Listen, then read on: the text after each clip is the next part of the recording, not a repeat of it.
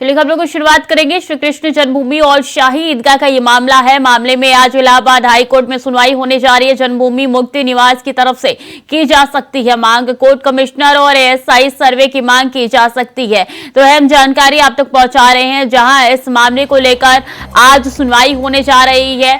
तो मथुरा से अहम जानकारी, श्री कृष्ण जन्मभूमि और शाही ईदगाह का ये पूरा मामला है और इस मामले को लेकर आज सुनवाई होने जा रही है। मामले में आज इलाहाबाद हाई कोर्ट सुनवाई करने जा रहा है। श्री कृष्ण जन्मभूमि विवाद को लेकर ये पूरा मामला है, जिसमें आज सुनवाई होने जा रही है। जन्मभूमि मुक्ति निवास की तरफ से की जा सकती है मांग, और ऐसे में बता दें आज वो अहम दिन है जब सुनवाई होने जा रही है। तो एएसआई सर्वे कराने की मांग की जा सकती है। श्री कृष्ण जन्मभूमि और शाही ईद का ये पूरा विवाद है, जिसको लेकर आज सुनवाई होने जा रही है। इलाहाबाद हाई कोर्ट में सुनवाई होने जा रही है। जन्मभूमि मुक्ति निवास कर सकता है कोर्ट से मांग सर्वे कराने की, एएसआई सर्वे कराने की एक बार फिर से मांग की जा सकती है। कोर्ट कमिश्नर और एएसआई सर्वे की मांग की जा सकती है। तो श्री कृष्ण जन्मभूमि मामले में सुनवाई होने जा रही है। मोहम्मद फारूक ज्यादा जानकारी के साथ जुड़ चुके हैं। फारूक, आज किस समय सुनवाई होने जा रही है, क्या कुछ अहम रहने वाला है? जी स्वीटी, आपको बता दें कि ये सुनवाई जो है मथुरा के श्री कृष्ण जन्मभूमि और शाही ईदगाह मस्जिद की मामला जो हाई कोर्ट में चल रहा है, इलाहाबाद हाई कोर्ट में, उसकी सुनवाई है। और सबसे बड़ी बात यह है कि यहाँ पर आज की तारीख वहाँ पर नियत है। मथुरा जनपद न्यायालय में जो मुकदमे चल रहे थे वो हाई कोर्ट ने सारे मुकदमे अपने अधीन कर लिए और सारे मुकदमों को यहाँ से ट्रांसफर स्थानांतरित कराकर हाई कोर्ट ले लिए हैं। और उसमें उसी मामले में श्री कृष्ण जन्मभूमि मुक्ति न्यास के जो अध्यक्ष है महेंद्र प्रताप सिंह, वो इस मामले में पार्टी हैं, पक्षकार हैं, और उन्होंने जो है श्री कृष्ण जन्मभूमि और ईदगाह की सर्वे की मांग की है, सर्वे नियुक्त कराने की मांग की है, सर्वे कमिश्नर नियुक्त करने की मांग की है, और एएसआई से भी ईदगाह की सर्वे कराने की उन्होंने मांग की है। इसमें लगातार जो है इलाहाबाद हाई कोर्ट में सुनवाई चल रही है और सुप्रीम कोर्ट में भी ये मैटर गया हुआ है। इस मामले में सुप्रीम कोर्ट में भी लगातार सुनवाई चल रही है।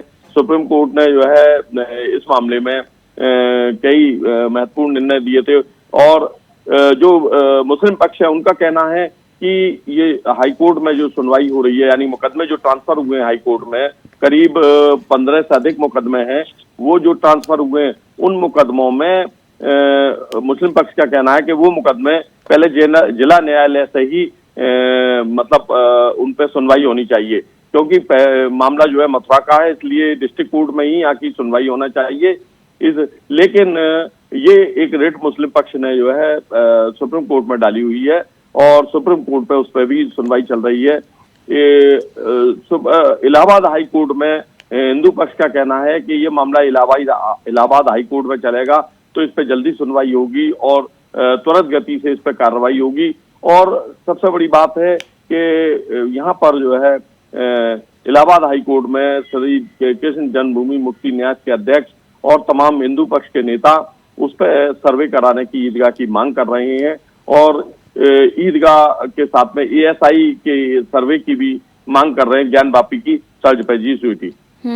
तो फारूक, एक बात बताइए, चरणबद्ध तरीके से हम कोई भी कोर्ट में जाते हैं तो यहाँ पे जिला कोर्ट की मदद नहीं ली गई है क्या? जिला कोर्ट में याचिका दायर नहीं की गई, सीधे हाई कोर्ट में अपील की गई है?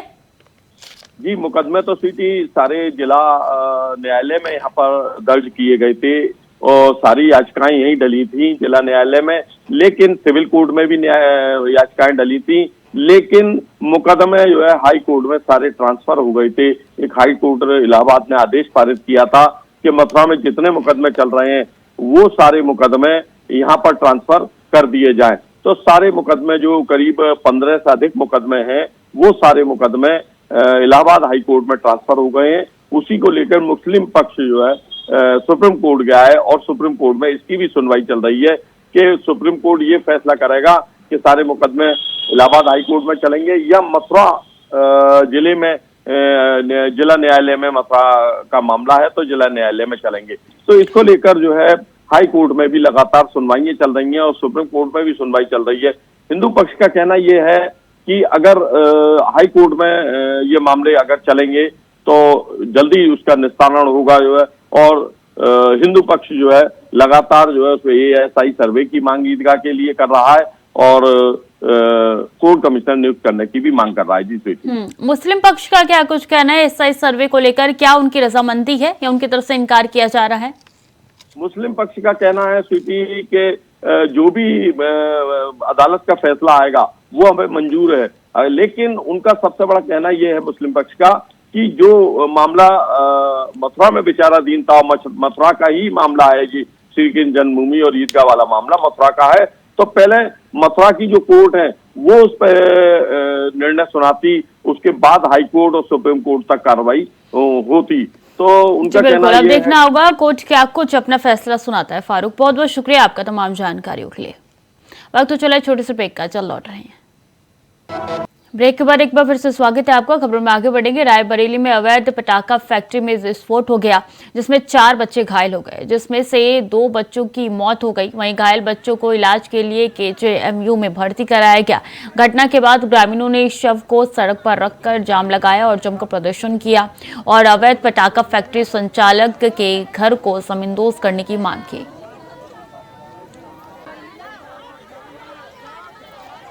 तो ये तस्वीरें निकल के सामने आई है। बता दें कि रायबरेली के एक पटाखा फैक्ट्री में विस्फोट हो गया जिसके बाद से 2 बच्चों ने अपनी जान गंवा दी। परिवारजनों में काफ़ी ज़्यादा आक्रोश है। सड़क पे शव को रखकर प्रदर्शन किया जा रहा है।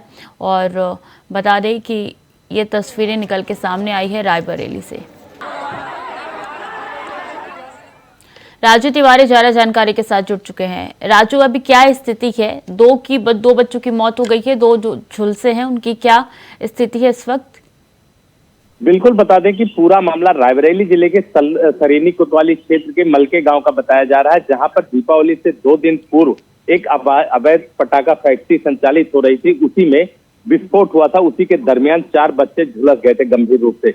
घायलों को जिला अस्पताल के बाद लखनऊ KJMU भर्ती कराया गया था, जहां उनका लगातार इलाज चल रहा था चारों बच्चों का। लेकिन 2 बच्चों ने अपना दम तोड़ दिया और जिसके बाद शव को गांव लाया गया, जिसके बाद परिजनों में काफी आक्रोश मिला और परिजनों और ग्रामीणों के द्वारा शव को सड़क पर रखकर प्रदर्शन किया और रोज देखते हुए वहां पर महकमे के लिए लगे और स्थानीय प्रशासन कहीं न कहीं मन्नत में जुटा रहा। काफी मशक्कत के बाद ग्रामीणों ने शव को हटाकर जाम खोला और अंतिम संस्कार करने की बात कही। लेकिन आपको बता दें कि ये बड़ी बात है कि रायबरेली जिला प्रशासन के द्वारा इस तरह का कारनामा सामने आया।